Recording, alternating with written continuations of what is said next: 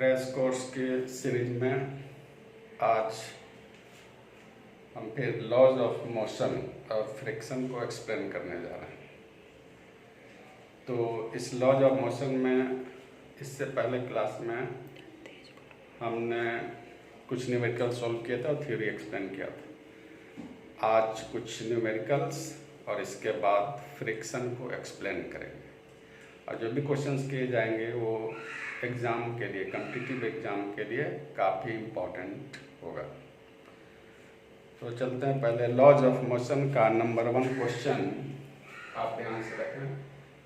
The force on bullet is F = 600 minus T.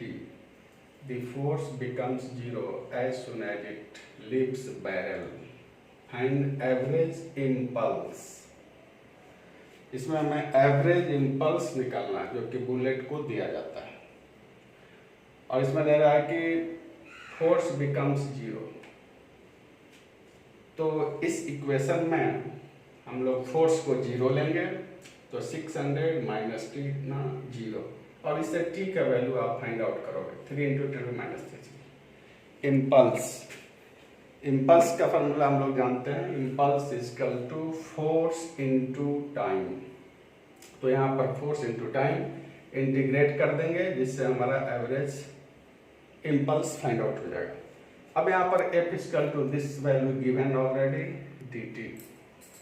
इसको integrate करेंगे कैसे, सो आप देखो 600 dt माइनस 2 × 10⁵ लिख सकते हैं t dt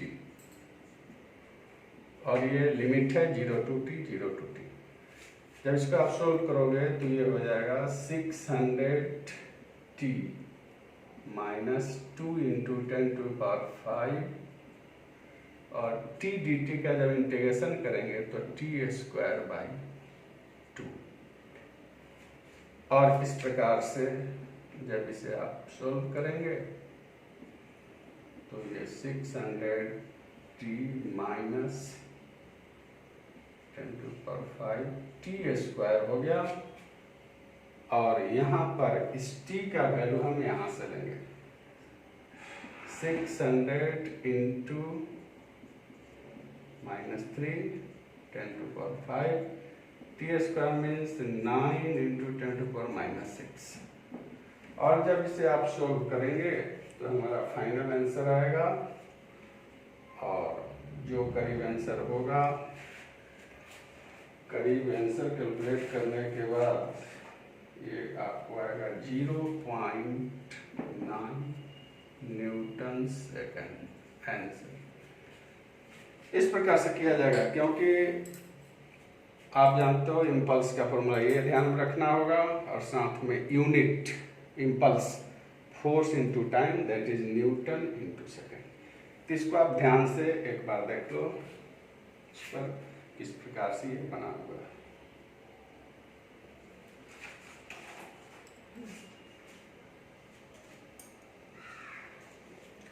चलिए इसके बाद हम लोग नेक्स्ट क्वेश्चन देखते हैं।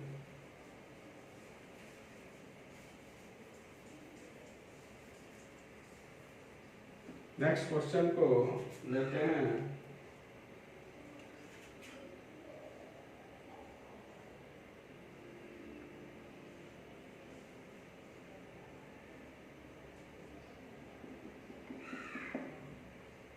kg 1 kg का एक ब्लॉक है और ये सरफेस कैसा है, स्मूथ,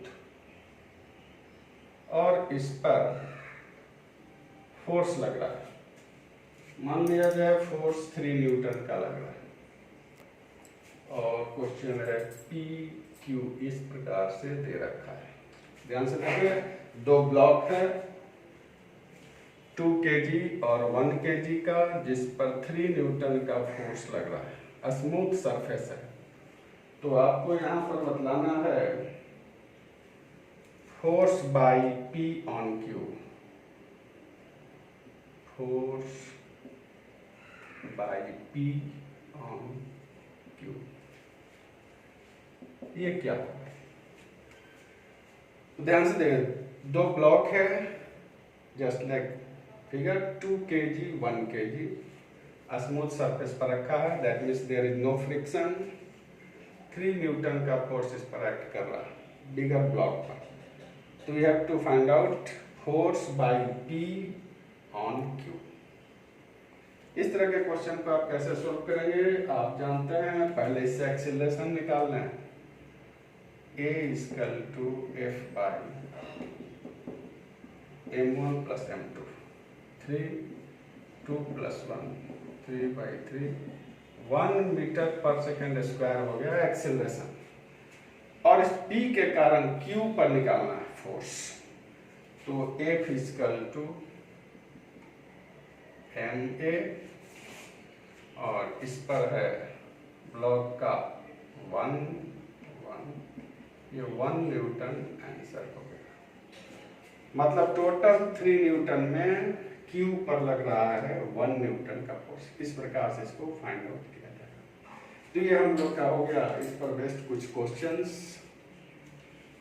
अब इसके बाद इसको आपने देखा, हम शुरू करने जा रहे हैं next topic, that is friction.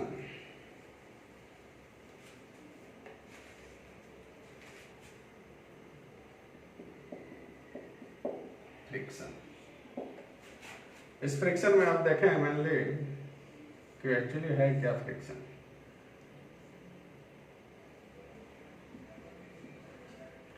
मान लिया जाए m मास का कोई ब्लॉक है जिसका वेट एक्ट करेगा नीचे। आप जानते हैं weight act in downward direction, और इसके अपोजिट डायरेक्शन में जो होगा वो होगा normal reaction.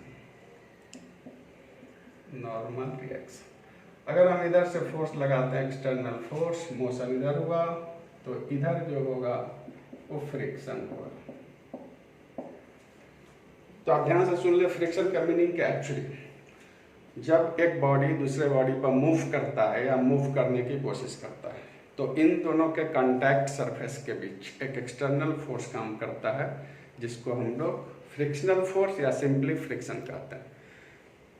In other words, when a body moves or tends to move over another body, then an external force exerts between the contact surfaces of the body, and that force is called frictional force or friction.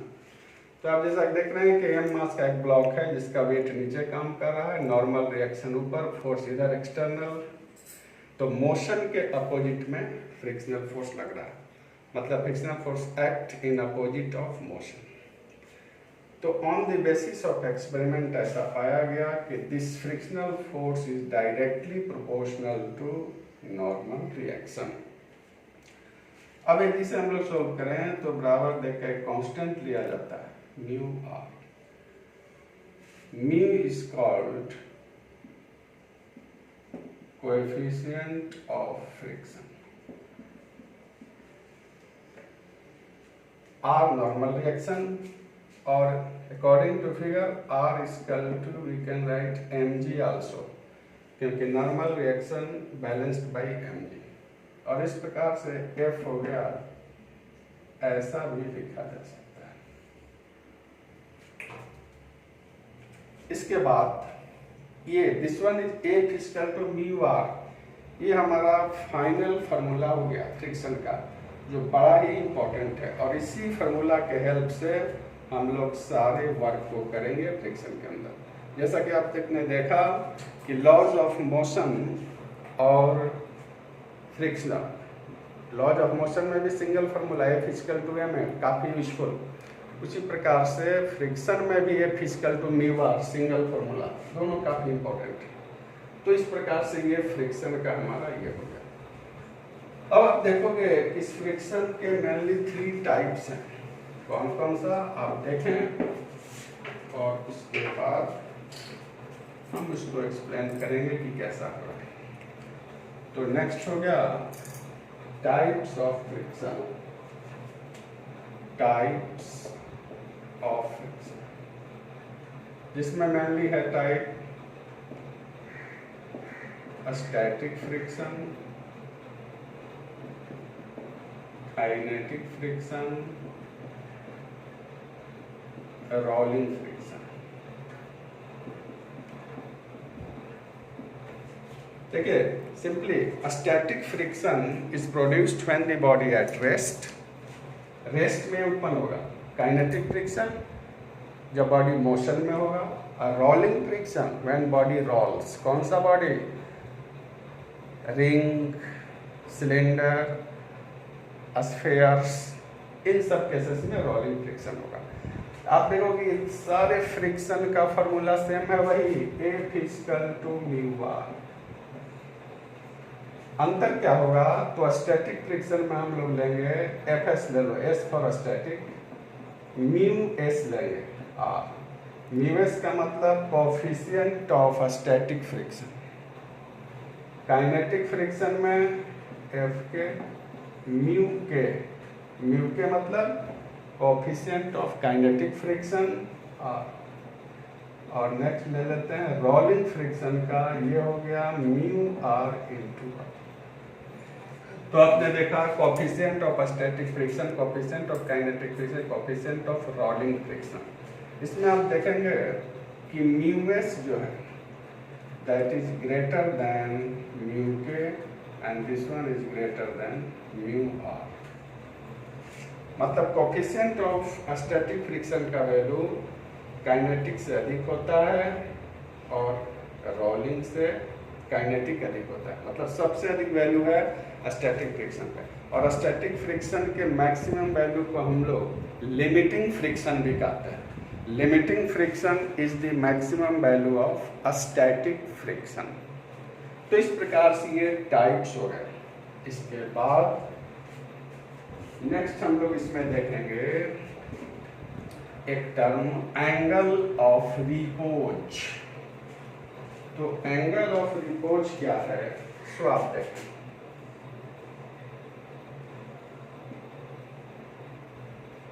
मान लिया जाए एक body है m मास का, जो incline plane पर rest कर रहा है, एंगल ऑफ रिपोज। तो इसका वेट नीचे एक्ट करेगा, नॉर्मल रिएक्शन R, और जब आप ऐसे लेंगे तो ये वैल्यू थीटा, और ये आप जानते हैं हो जाता है mg cos थीटा, इधर आया mg sin थीटा, और ऊपर में फ्रिक्शनल फोर्स। तो यहाँ पर देखिए this frictional force is balanced by mg sin theta, normal reaction is balanced by mg cos theta. और इस फॉर्मूला को यदि देखें तो F equal to mu R, इसलिए mu equal to F by R mg sin theta divided by mg cos theta.